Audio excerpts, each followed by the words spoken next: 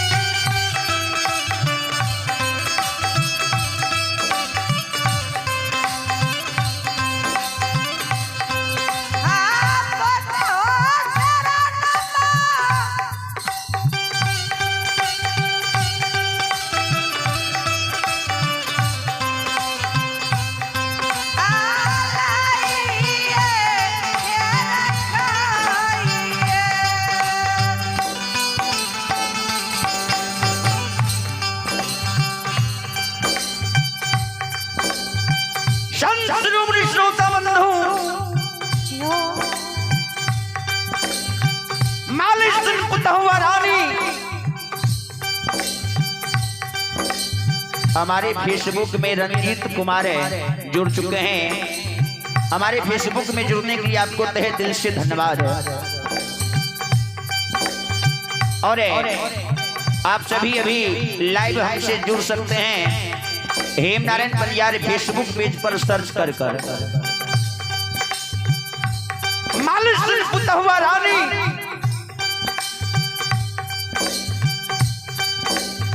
नहीं राशि नहीं न मिली दुल्हने नहीं राशि सासू कहले ससुराल आवे तो ससुराल के उनका ज्ञान मालूम नहीं रहले बाबूजी।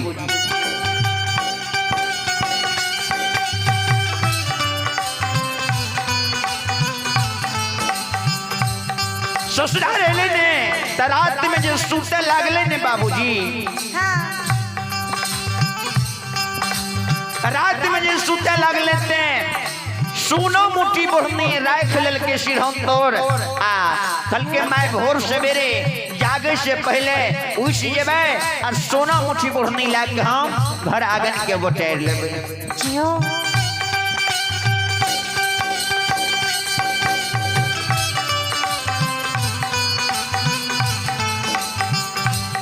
लेकिन दीन दयाल के भगवान के हन्ने भेले 4 पहर रैनी रात जागले रहले माले हुआ होइत भिनसर नींद के बनी भेले पल लाग के लिए विनीत कुमार किंग को जो आप हमारे फेसबुक पेज से जुड़ चुके हैं, आपको तहे दिल से धन्यवाद है।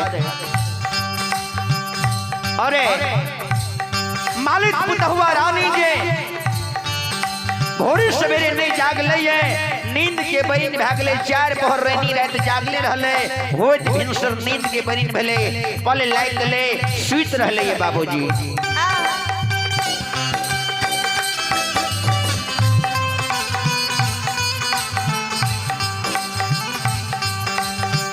आये भेले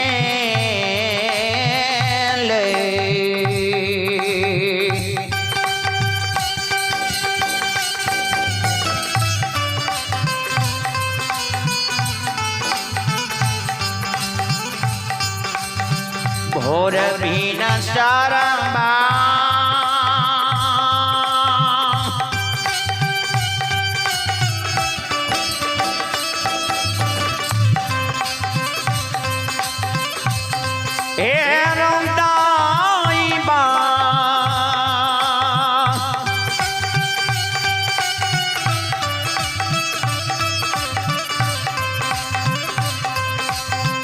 दई पारे बन में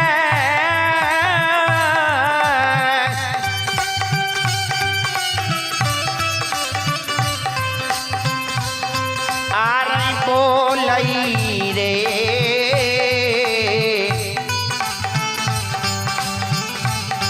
एक कोई लिया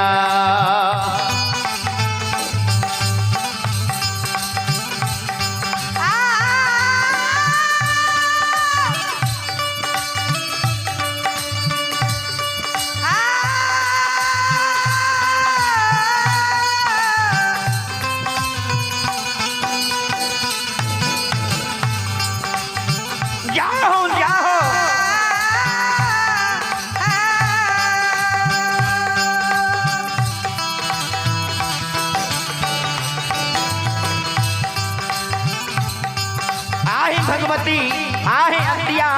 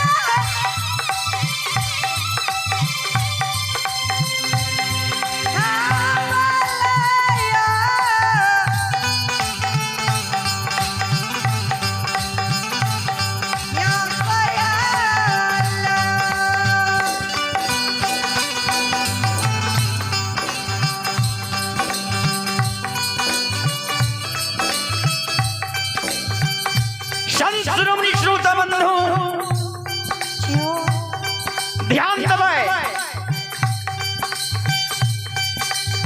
मालिक पुतहुआ के भोर सवेरे भाग लिया नींद नहीं टूटले बन में कोयल बाजे लगले है बाबूजी।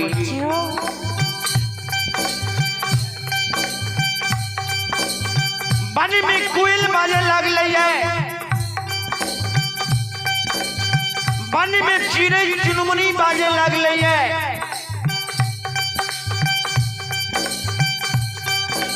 3 बजे के बाद सरकार परम मुहूर्त कहल जाय छे।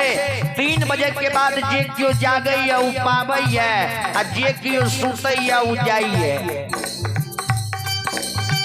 अखनो तक है गुरुवार गए चेहरे 3 बजे के बाद जागे है पुली है चल भी लड़बी तो बढ़िया रही बीमार नहीं पड़बी।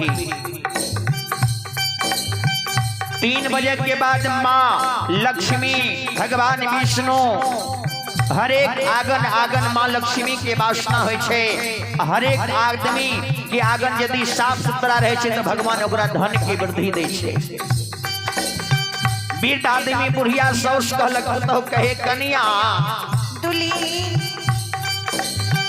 सुना सूर्य के उदय से पहले ये घर में झाड़ू पटारू दे दह। जैसे भगवान के दया दृष्टि तोरा पर बनल रह तो भगवान तोरा हाथ में जस दस।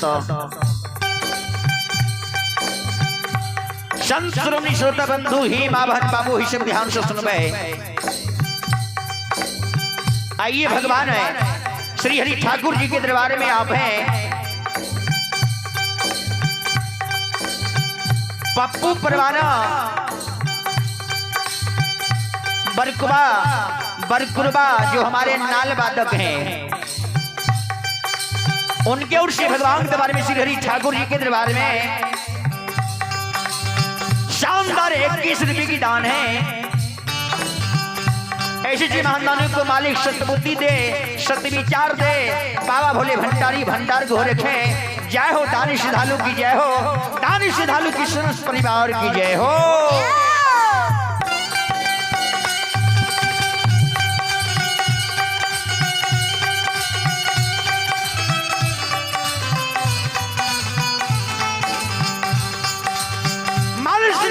रानी जे वन में कोयल बाजे लगल है बाबूजी।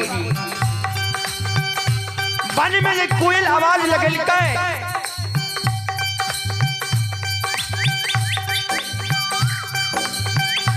वन में कोयल बाजे छे। वन में चिड़ै चिरमुनी बाजे लगल है। कोई आवाज सुन के भी मालिक के नींद नहीं टूटे छे। मालिक की नींद नहीं टूटले। मालिक सुन पुतहुआ रानी के पुरिया सासू लक्ष्य लक्ष्य गैर बहे लगली।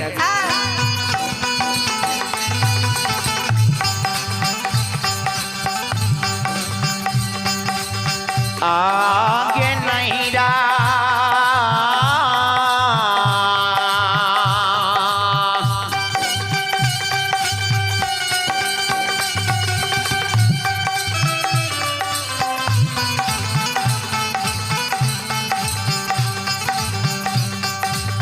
चल भी करल छो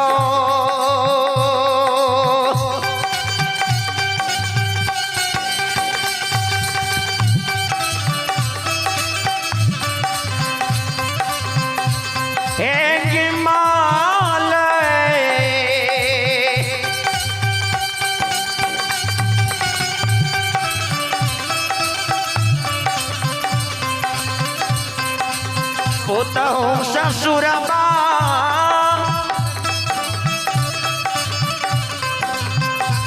आ गया लाछ छो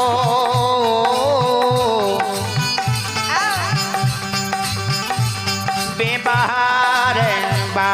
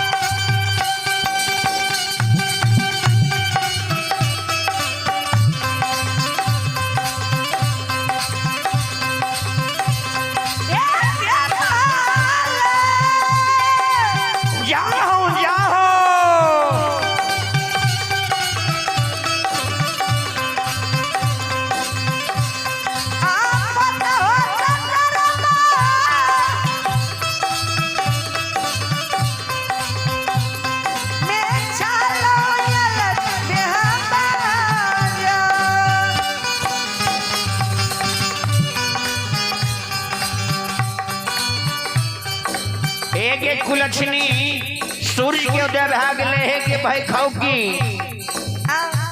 एक धोची कुल कलंकनी मर नहीं जाए तो रहे छोके सूर्य के उदय भाग लैया आ तू अखन तक घर में झाड़ू बचारू नहीं दलही है। याद तोरा माय बाबू ज्ञान सिखा के भेजिल को ये। अब हैं मुकेश कुमार जो हमारे फेसबुक पेज में जुड़ चुके हैं, रणवीर कुमार साउंड सर्विस दुधेला वो भी हमारे फेसबुक पेज में जुड़ चुके हैं, सुनील कुमार वो भी हमारे फेसबुक पेज में जुड़ चुके हैं। सबको तहे दिल से धन्यवाद। एक कुल कलंकनी ज्ञान तोरा नहीं छो, यदि ज्ञान रहती हो तो तू घर में झाड़ू पटारू डाल के भोरे से पहले तुरंत तैयार किया देती ही।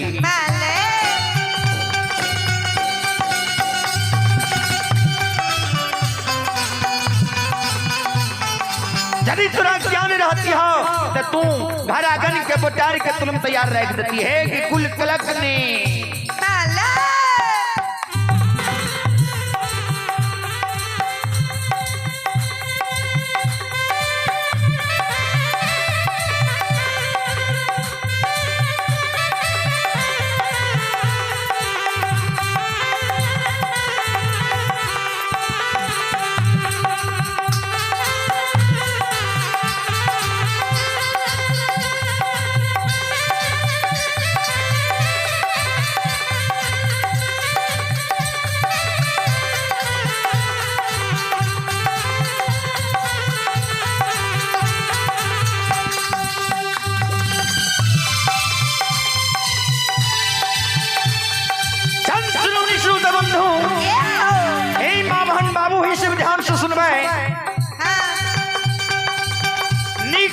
शिक्षा करने भजल को ये भगवान के बारे में आप है हमारे प्रिय भाई रत्नेश कुमार सुपुत्र सत्यम कुमार यज्ञकर्ता। अब है रत्नेश कुमार सुपुत्र सत्यम कुमार यज्ञकर्ता महोदय की ओर से भगवान के बारे में शानदार 51 रुपये की दान है। जाओ दानी श्रद्धालु की जाओ, दानी श्रद्धालु की समस्त परिवार की जाओ, दानी श्रद्धालु की पूजनीय माता पिता की जाओ।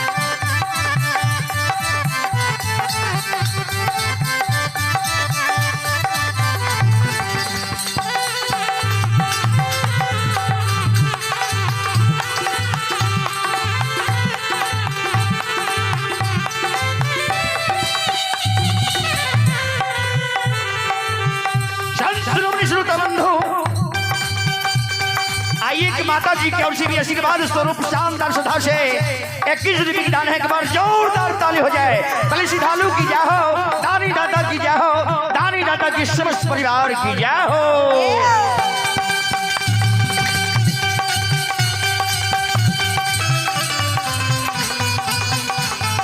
एक कुल कलंकनी तोरा ज्ञान नहीं छो, कल के माँ है ये नींद के बरीन भाग लइए, हमर नींद नहीं टूटले, माँ हमरा गलती के माफ कर दियो।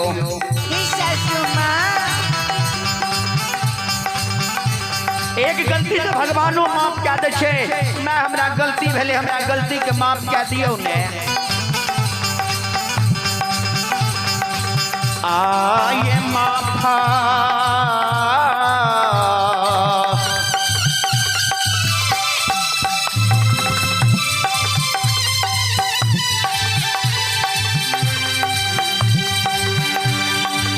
करियो माफा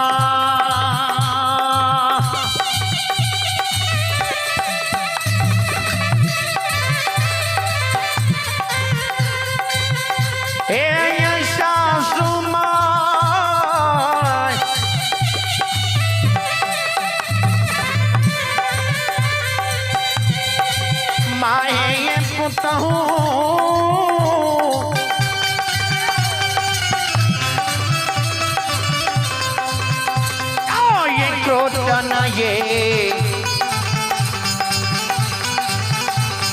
अपराध है बा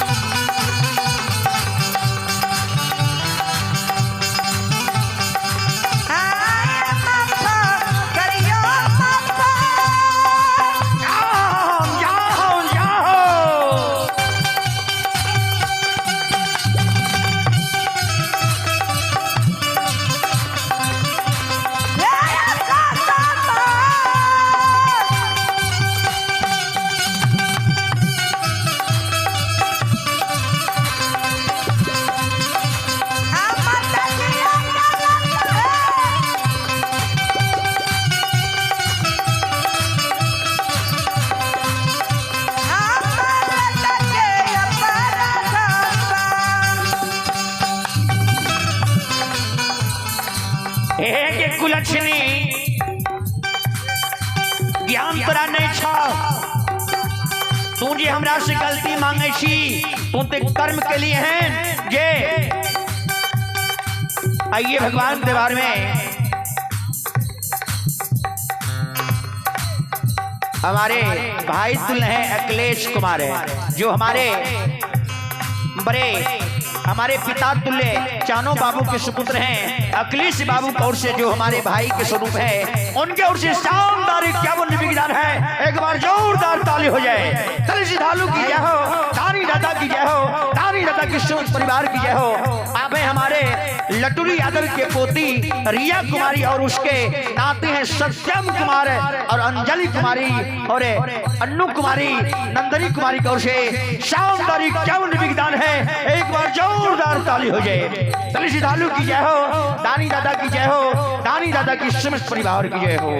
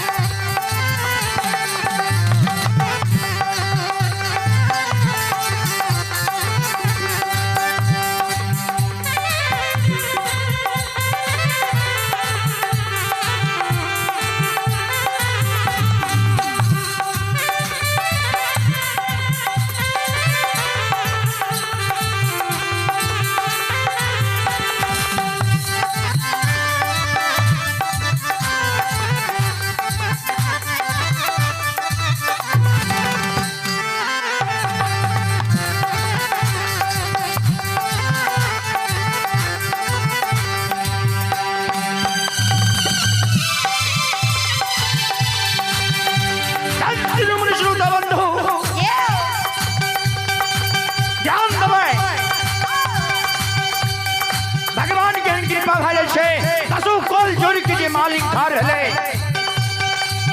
मैं कल के तोरा हम माफ करे के लायक तू काम नहीं कली है ये तोरा हम माफ क्या देबो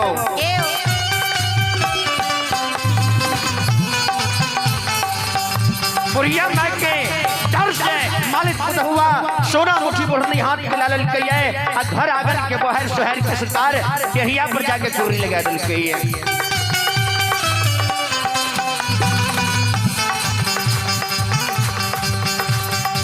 आये बहारी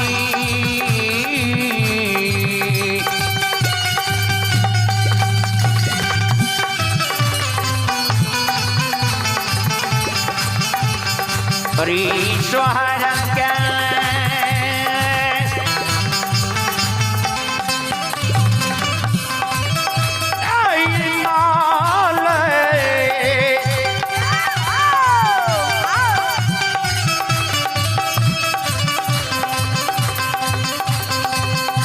हुए जरिया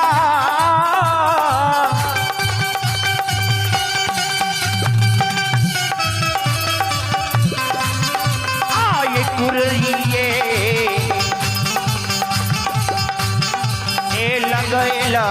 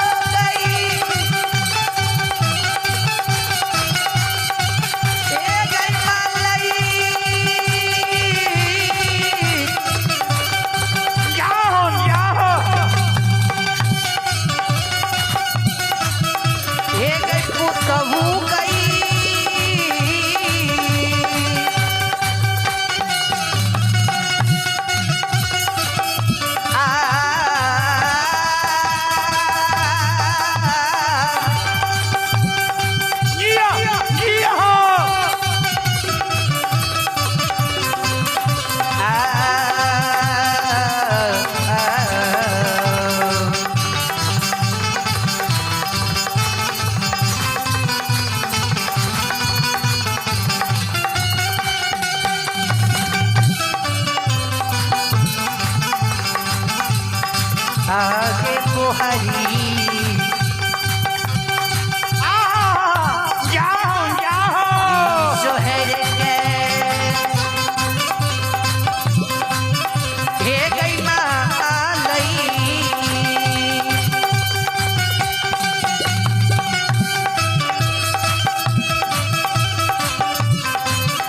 हमल के दरिया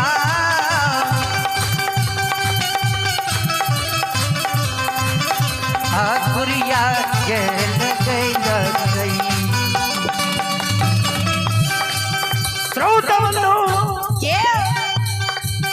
मालिक पुत हुआ डर से झाड़ू बचारू डाक के दरिया पर लगा दल के कुर्री जमा कर दल के बुढ़िया माय दखल के फेर लच लच के गैर पढ़े लगे एक या खोकी भैया खोकी नहिरा के चाल बिगड़ल लक्ष्य मेहमान नहिरा के थकनी ससुराल में हेट करेली तोरा ज्ञान नहीं चुकल के माँ है ये हमरा से गलती भेले माँ हमरा माफ क्या दियो ने एहन गलती आदमी से न हेते माँ है ये किया ना सुने छी हमरा से गलती नहीं हेते हमर गलती के माफ क्या दियो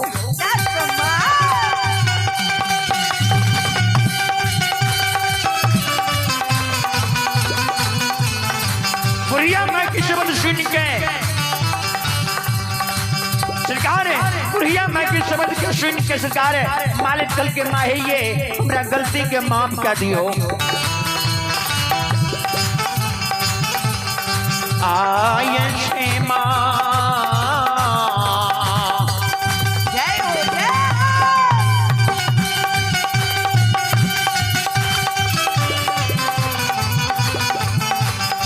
करियो क्षेमा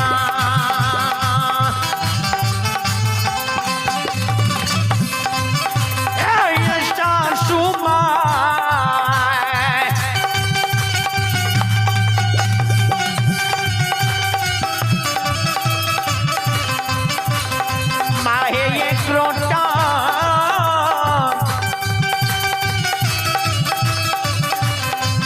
ये गलती ये अपराध महिया पकड़ियो ये गलती ये अपराध बा